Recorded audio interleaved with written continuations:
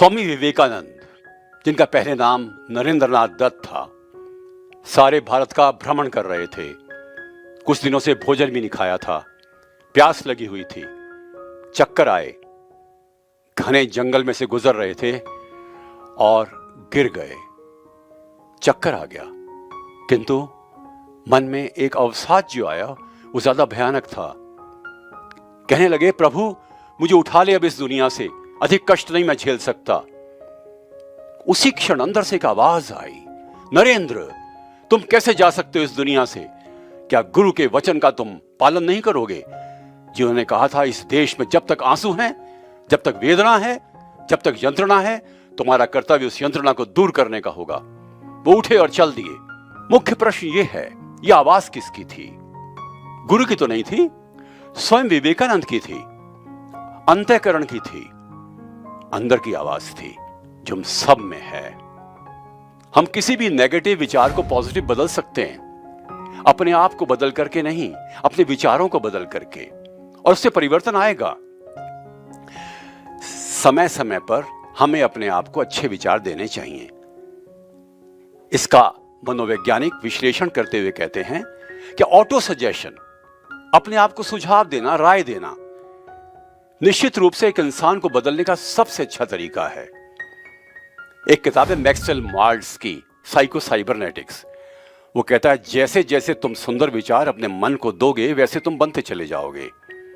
और इसलिए जरूरी है कि हम ऑटो सजेशन को समझें। सवेरे उठें तो ईश्वर को धन्यवाद दें और कहें, I am grateful, I am useful, I am cheerful, I am hopeful, I am thankful, I am fruitful, I am wholesome.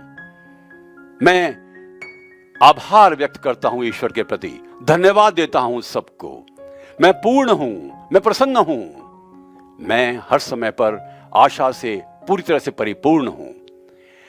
मेरा जीवन सुंदर है और भविष्य भी सुंदर है। भगवान धन्यवाद, तूने एक दिन और दिया मेरी शक्ति के लिए। जब हम भोजन करें, कहें ये भोजन मुझे ऊर्जा देगा।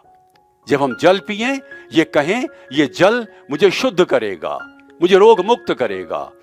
जब हम पढ़ने बैठे कि ये ज्ञान मुझे निश्चित रूप से अधिक उदात्त बनाएगा। हम इंटरव्यू से पहले जाएं, सोचें कि आज का इंटरव्यू मेरा बहुत अच्छा होने वाला है। जब हम भ्रमण करने जाएं, सोचें कि यात्रा बड़ी सुंदर होगी। जब हम पुस्तक पढ़ें तो सोचें कि यह पुस्तक निश्चित रूप से मेरे ज्ञान की अभिवृद्धि का माध्यम बनेगी। जब किसी मित्र से मिलें तो ये सोचें कि मित्र निश्चित रूप से मेरे जीवन में सर्वांगीणता और सौहार्द पैदा करेगा। और जब हम प्रार्थना करें ईश्वर से तो ये आशा करें, प्रभु मैं तुम्हारा पुत्र हूं, मैं तुम्हारी पुत्री हूं, और तुम्हारी करुणा से मेरा हृदय निश्चित रूप से न केवल शुद्ध होगा, परिपूर्ण होगा ऊर्जा से, परंतु आशापूर्ण बनेगा। समय समय पर अपने आप को हमें एक संदेश देना चाहिए। मन को दें शक्ति का संदेश, और करना एक चीज और चाहिए, कभी कभी डायरी में लिखना चाहिए अपने आप को एक पत्र। जब कभी परेशान हो तो उसको, परेशानी को दूर करने का सबसे अच्छा तरीका है अपने आप को राय देना, अपने आप को सुझाव देना। यही मनन है, यही चिंतन है, यही मंथन है, यही ज्ञान है।